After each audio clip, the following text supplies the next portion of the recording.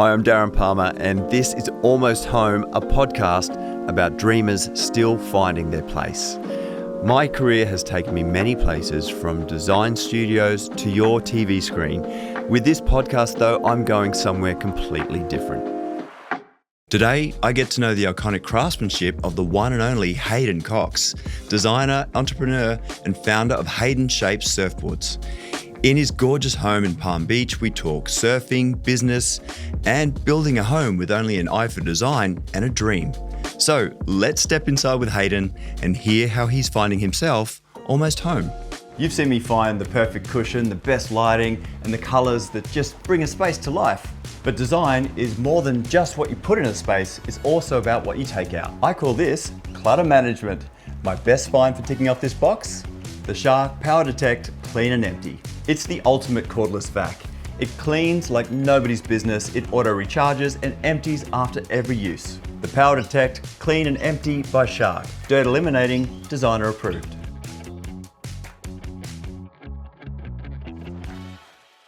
I don't know anything about your childhood, obviously. Yep. Like, what was it like? I'm picturing blonde hair, like nostalgic surf movie, like learning to surf, little grommet. Like, that's the picture I have of you, like little Hayden in my head. Yeah, I mean, definitely that kind of surf frothed out grom, blonde hair. I didn't grow up on the beach. I grew up on the North Shore in Sydney, and my experience learning to surf was in my school holidays. We'd go camping down at Jervis Bay or up the mid-north coast. And I've got a house in Jervis Bay. Oh, it's the most beautiful place ever. Huh. It's I learnt to surf at Green Patch. Yeah, mate. So if you don't know Green Patch, kangaroos, wallabies, like all the birds, it looks like it's from just every amazing movie you've ever seen about beautiful beaches. It's that. The sand is so white and you get these beautiful offshore days, and the waves there are just perfect for kids to learn how to surf. So I've got a house down there. You can come use it sometime. There we go. It's it brings back memories every time I go back down there. And we go back there. There's beautiful breaks to shoot surf content at. But growing up, not having the beach at my sort of on my backyard, I just really sort of obsessed. And those periods where I'd be going to school and have to wait 8 weeks until I'd go on the next camping trip, you know, there's champing at the bit. I'd start to like obsess about, you know, maybe my board. I'd prepare my board. I'd sort of do new wax jobs on it. I'd read the surf mags up at the local library, and I just really got into the details of, you know, everything going on, that full 80s, 90s surf punk, you know. That was kind of my visions as a grom. I wanted to be that kid, and I wasn't cool enough. I did surf a little bit when I was a teenager, and I was really shit at it. So that didn't stick. So you're a little kid, not near the ocean. Like, did you then like bring that into your environment so that you felt like you had a connection to it while you were at home? Oh, I put posters up all over my bedroom walls. It was like, I was definitely tried to surround myself as much as possible. You look at my old school diaries, which I've got one, it's just like surf pictures cut and pasted into it. And I guess as I started to be able to catch the bus down to the beach, go down to Manly, DY or Mona Vale Beach, I'd get on the bus and, you know, have my surfboard in my backpack, and I'd be gone literally either all day, or as soon as I would stay overnight at friends' houses, I'd be gone for the whole weekend. At what age? Yeah, 13. Wow. Your parents were just like, okay. They were always instilled a bit of like independence. Yeah, good. You know, go do it for yourself. And when I was doing it, it was 1770 and Agnes Waters. Yeah. I'd go there with my mates for a weekend, and we just camp and surf, and like, as I say, terrible at it. But those weekends of just being like 16, 17, and just being able to go and be in the bush and be by the surf and have that independence, that was something that I experienced too. It definitely kind of set up that sense of adventure for me. Sort of growing up, knowing that you could travel somewhere to go find waves, and I guess that carried on through my teenage years. I mean, when I finished school, just traveled the world surfing and finding waves and making surfboards at that point.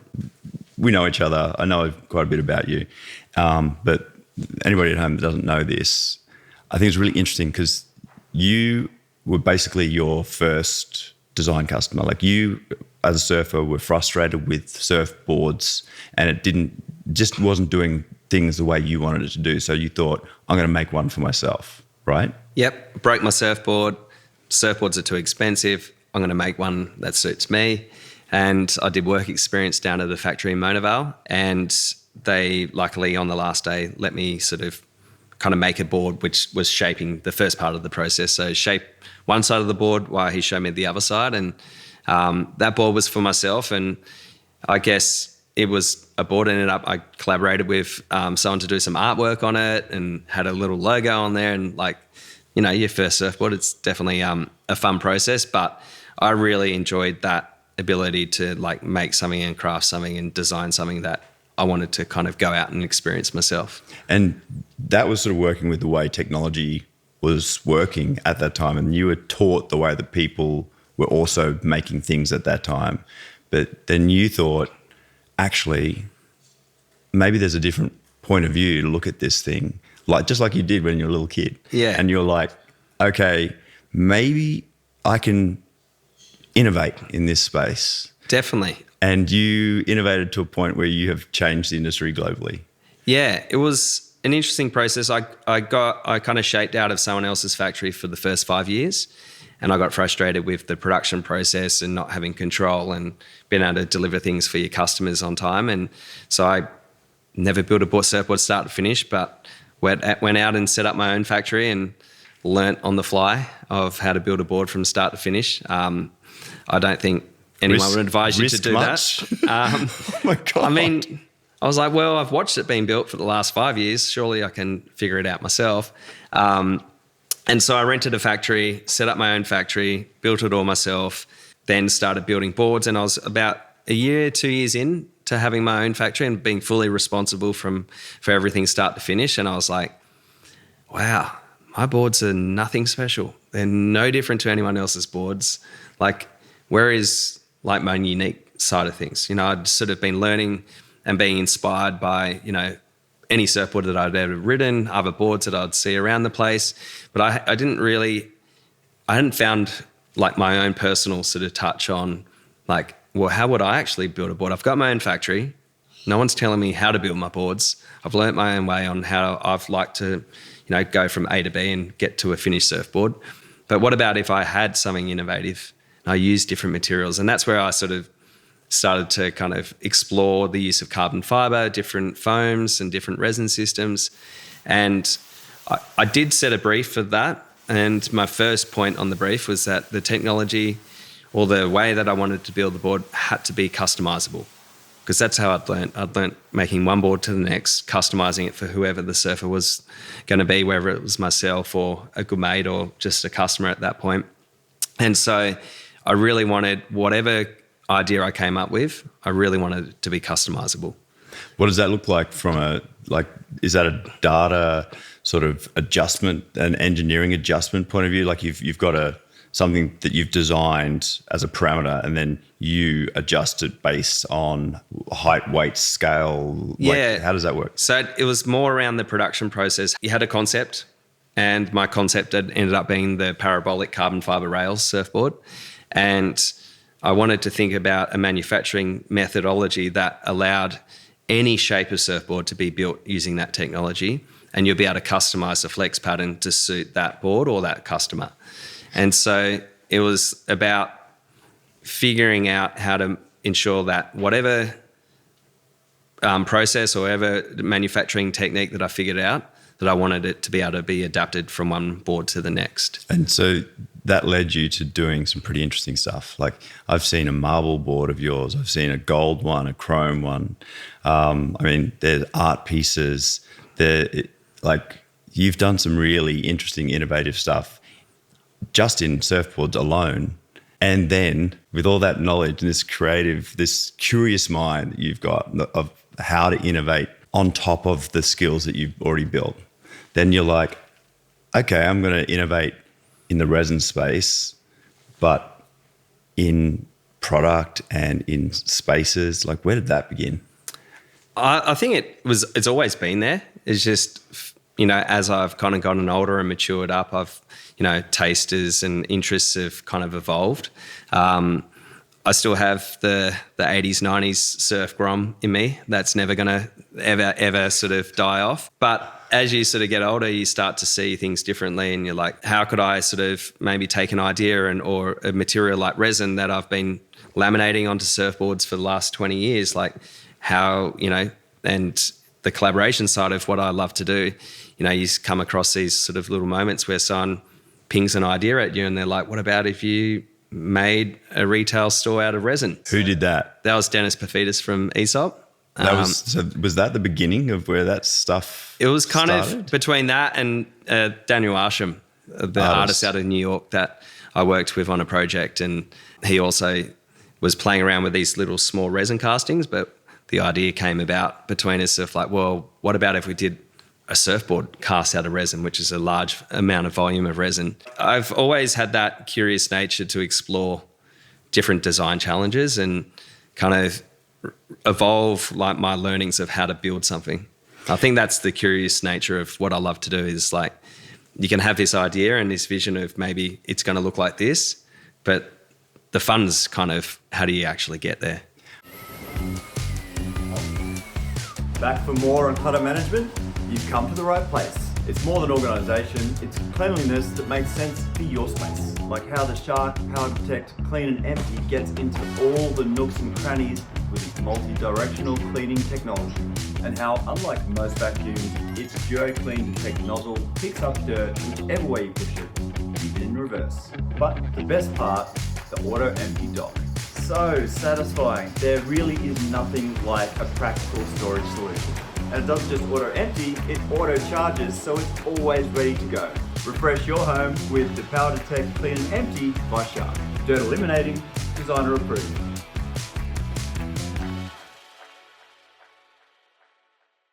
I always tell our son all the best things in life, full stop, are outside of your comfort zone.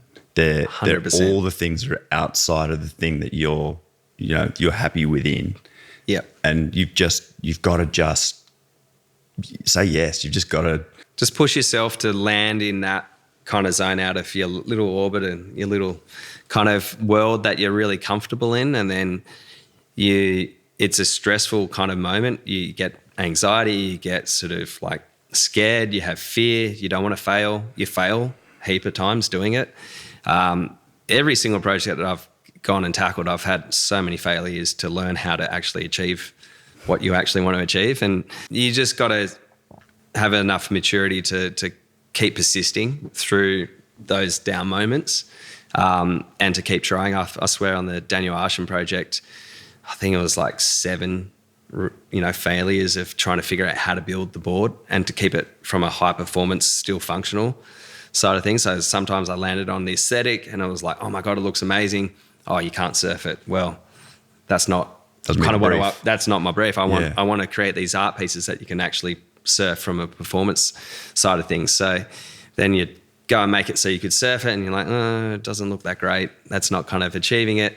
So yeah, you just up and down, up and down. It's a bit of an emotional roller coaster, but once you kind of finally get there, you can be exhausted at the time. But then as you sort of, move on past it and you reflect back over the years, you just, oh, that was really cool. And it's always the ones that you've put so much thought and so much extra time and detail into every single part of it that you're like, well, that's why it kind of stands out. It's also really cool, I think, something that is cool about design and manufacturing is that it's a tangible thing that you can have that's done.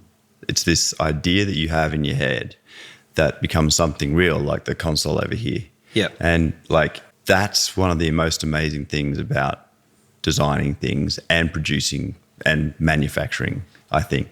Like you must get such a sense of achievement standing in things like the Art Gallery of New South Wales and just going, I made that.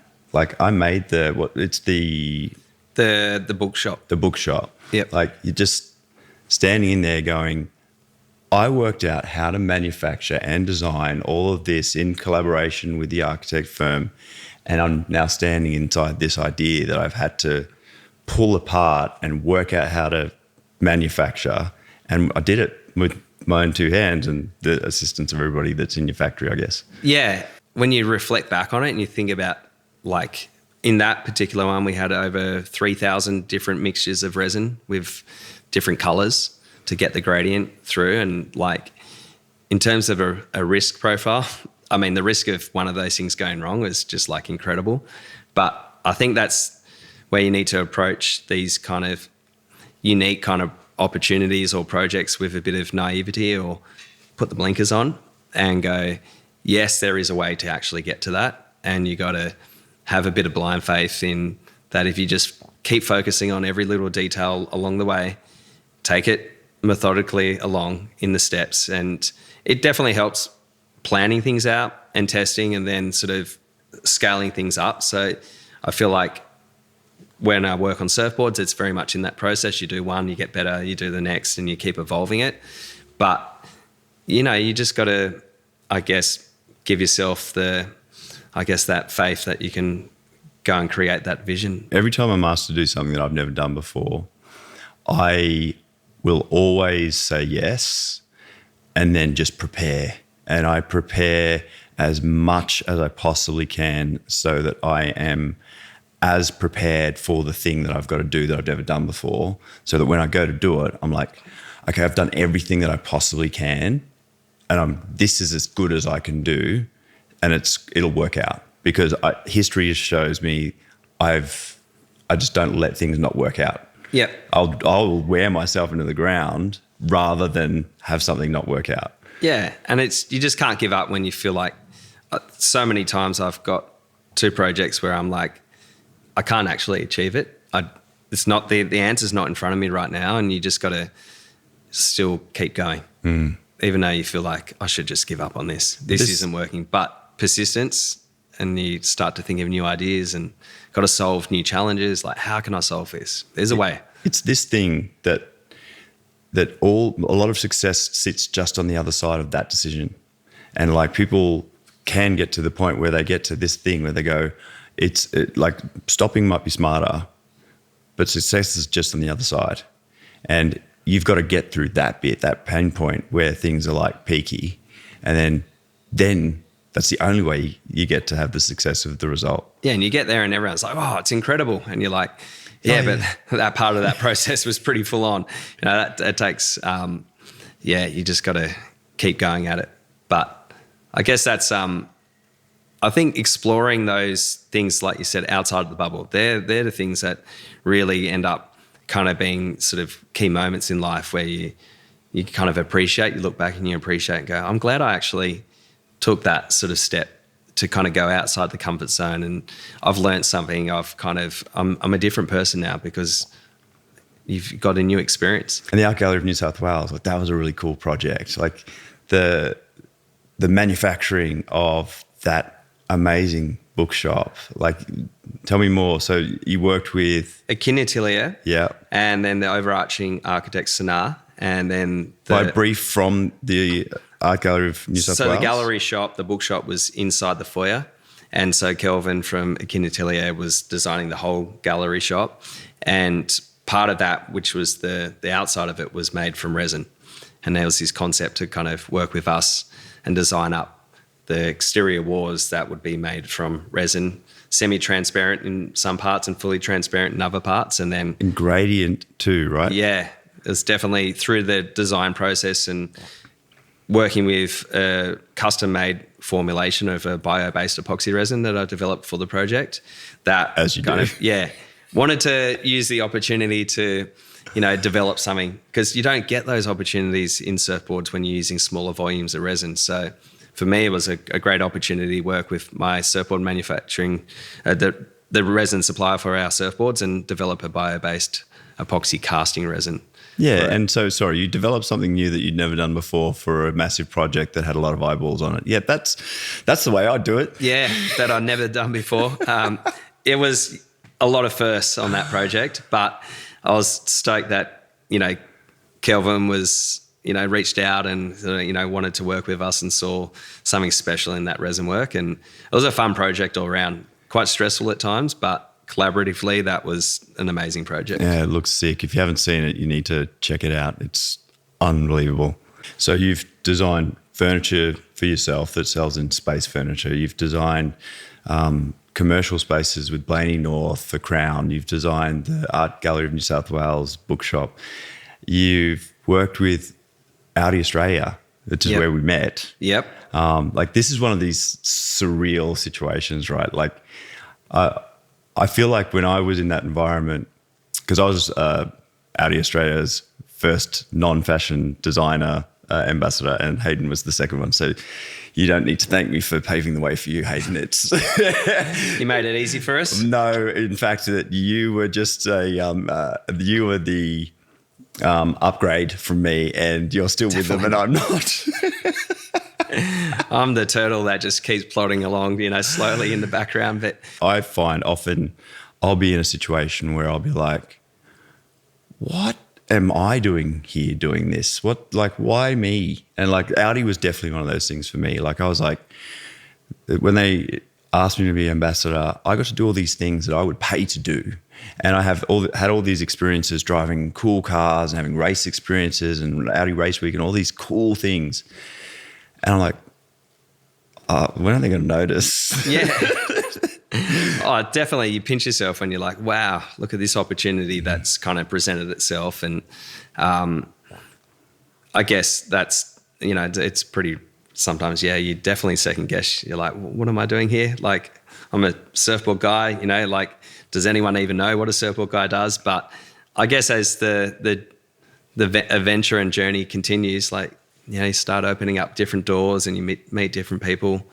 And I guess someone else looks at that and go, they find interest in that, I guess. Which leads on to, for example, Bang & Olufsen. You've just made a product with them. Like this is the thing. Like you walk into these situations just as a surfboard guy. And then with authenticity, you're a world-leading innovator in the design and industrial design space that is regarded highly by some of the biggest brands in the world. Yeah, it's crazy. It's right. Yeah, I guess maybe it's the willingness to kind of push the boundaries and take that kind of core knowledge that I've learnt from a young age and then apply it in these different kind of ways. And I guess. And you say yes. You say yes to things and you work things out. Yeah, I hesitate sometimes, but I'm curious always. If I could ask for one more luxury in life, would be time.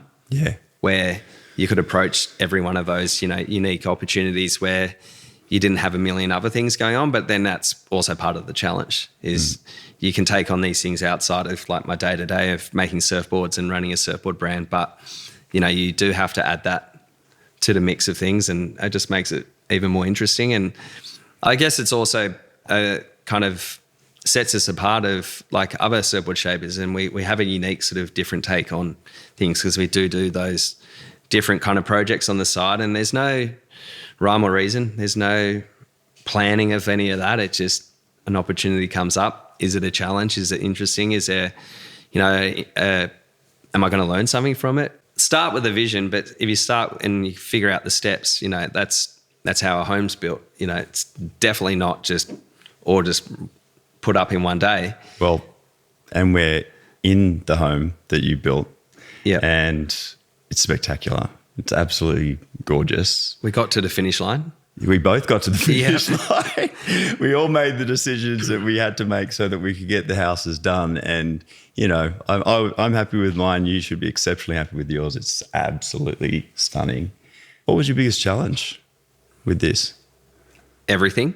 I guess the amount of decisions that need to be made and how quickly they need to be made, and being the first kind of project like this that I've worked on, there's a lot of learnings along the way, but it didn't we lived in the house for a year and designed the house while we were kind of living in it, and so we knew what we wanted to achieve. We knew where the interesting or the really beautiful moments would come from being on the site, and how we wanted to create a north-facing home that looks out to the Barrenjoey headland and the Pacific Ocean, but still feel connected to the ground level as it moved up the site.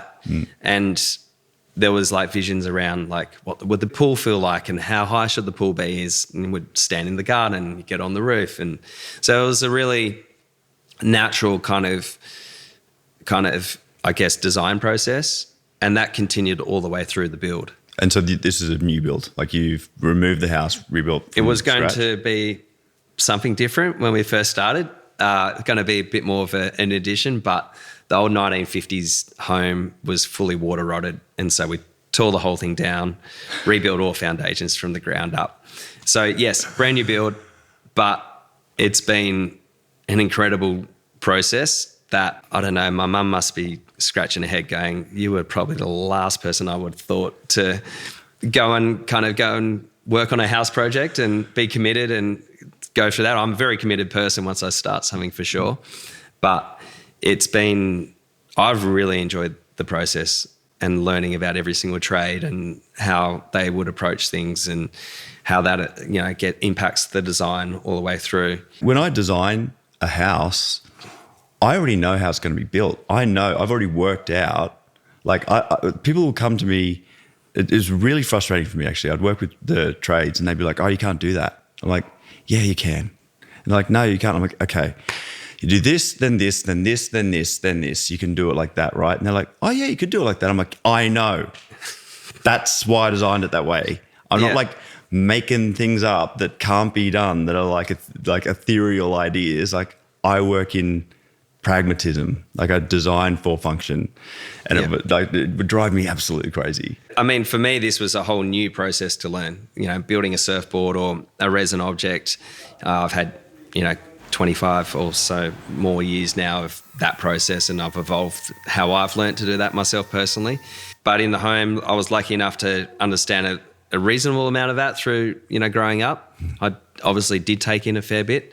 Being here on site sort of 2-3 times a week, watching and learning, and then like kind of starting to think ahead 3-6 months down into the project. Okay, all right, we're getting to this point, going to have to start thinking electrical plans and get every detail of that. So yeah, it was very much being hands-on, which is kind of natural to myself. What I'm hearing is innovation, problem solving, and the fact that you didn't know what you didn't know because that you were designing this project, it's the first time you've designed that for this purpose. And so you're like, well, I want to do this, so I've just got to figure out how to do it. Like not how everybody else has done it. And you're not relying on like the way other kitchens have been done. You've gone, I want to do it this way. I'm going to figure out how we're going to achieve that. And then we're just going to achieve that. And that's astounding, but it's also a benefit of being multidisciplinarian, that you can think in all these different industries and different ways of design, using all the same skills that make you great at all the things that you're great at. Like, it's really cool. I really enjoyed also the different materials. Yeah. Coming from foam, resin, fiberglass, carbon fibers. A lot of my design work has been in that genre, and even resin with all the resin projects that I've done. But now adding metals, now I start to think, oh, well, what about metal and resin? That would be a really cool combination if designing resin work. Another feature in the house that was kind of really fun. It's been actually kind of experimenting for almost 10 years, or I don't know exactly how long, but it feels like a decade, of like how to repurpose like surfboard manufacturing waste like foam and fiberglass. And got a mate who does these amazing glass fiber reinforced concrete kind of work. And working with Duncan, it was, oh, well, let's use all the surfboard manufacturing waste and put that into all these glass fiber reinforced concrete pieces in the house. So that's got surfboard manufacturing waste in it, as well as the breakfast nook, the staircase, and then down in the pool retreat. So being able to sort of, even apply some of those ideas that we've had over the years to your own house with material. The materiality for me is always a really fun kind of thing to explore. And that's kind of also what I explore in surfboard kind of design and manufacturing, is like, how can I use different materials to create a board that feels kind of almost better than what a traditional surfboard is made out of. And so for me, materiality's been a really fun part of the home. Do you know what wasn't fun for me? When I did my place, I wanted to do I was building 2 houses at the same time on the block. And so I was going to do 100% of the house at the front and 30% of my house that I was living in. Right. Yep. And then I realized that in doing that 30%, I had to pull the full front of the house off, 3 levels of the house off, and then rebuild that bit. Okay. Yeah. And so but we lived in it. We lived in the house at the time. I was living in my bedroom with Olivia and I. Our bedroom was our dining room, our lounge room, our office, and our bedroom. Fun. Right? Hugo had his own bedroom and we had a bathroom. That was it. And did I say kitchen? Kitchen as well. So we lived in this, right? And then because I'd planned to do 30%, which is this whole front chunk of my house, what I didn't think about was when I changed the junction between this new bit and that old bit and changed this, I would have to pull back all of this stuff that joined into it and redo all that. And I was like, oh God, I can't do that. I'm going to have to keep going. So then we moved out of our house for 4 weeks because we were going to move the staircase, right? And like redo all that bit that then had a break that made more sense. And then we moved out for 4 weeks and into an Airbnb. And we lived in 6 different places in 6 months. Oh, it took 6 months to... Yep. Because that one decision to do the staircase, then I was like, well, how much to do the fireplace room behind? And they're like, well, we could do it. And I'm like, okay. Then that impacts the study and this lounge, this laundry bathroom. Okay, we'll do that too. And then I'm like, okay, that's enough. And I did so the whole of downstairs, all the front, and I hadn't touched a couple of rooms upstairs. And then I was like, what about those last couple of rooms? I can't. Yeah. Like I can't let that not be. And also I wanted to put like my tapware in bathrooms. So I redid the bathrooms so I could put my tapware in it and stuff. And I was just like, this would have been way easier if I'd just planned to do it all at once and actually moved out of my house like a sensible person. Yeah. But I didn't. Yeah. I mean, I guess you take those learnings from one project to the next, but then at the same time, it also can create some uniqueness where it isn't just as planned out. And I think that's definitely when you rely on creativity to solve problems, that's where you end up with unique kind of different points of view, even with yourself. You know, if you got handed a blank canvas, you might creatively sort of design something a certain way. But if you're designing along there, you're going to stumble across kind of these unique kind of challenges that you're going to have to deal with, and then you solve them that way. And then one of the biggest challenges is how do you make it cohesive and bring it all together? And so, you know, you might have ended up with a way more special product at the end of the day, or a house at the end of the day, where it's like if it was just torn down and from the ground up, it would have been a little bit more easier and cheaper.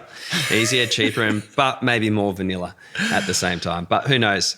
I guess I think one cool thing about this house is it was originally designed way back in the 50s on the site, and it took the most of the view that was out there.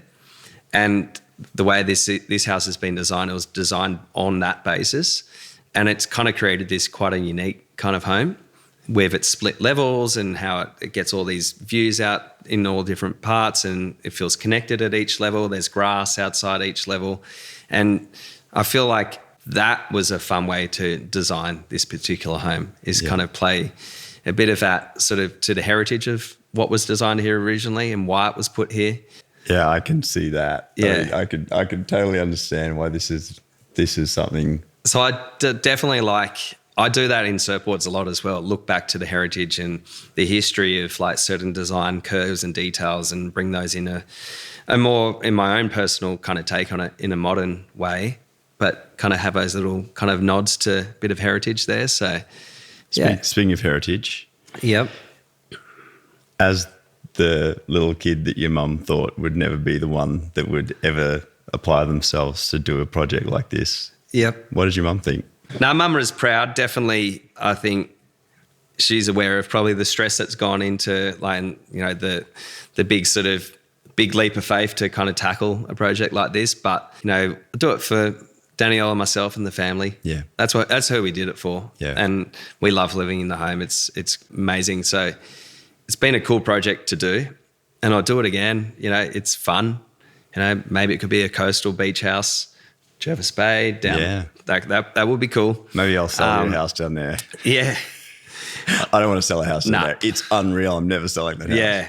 It's a fun thing to design, but it being more personal, it's definitely takes a lot more, absorbs a lot more kind of emotion and time and Energy. Yeah. A lot. Yeah. But it's fun. Imagine if you could just do that all day long. That'd be pretty fun.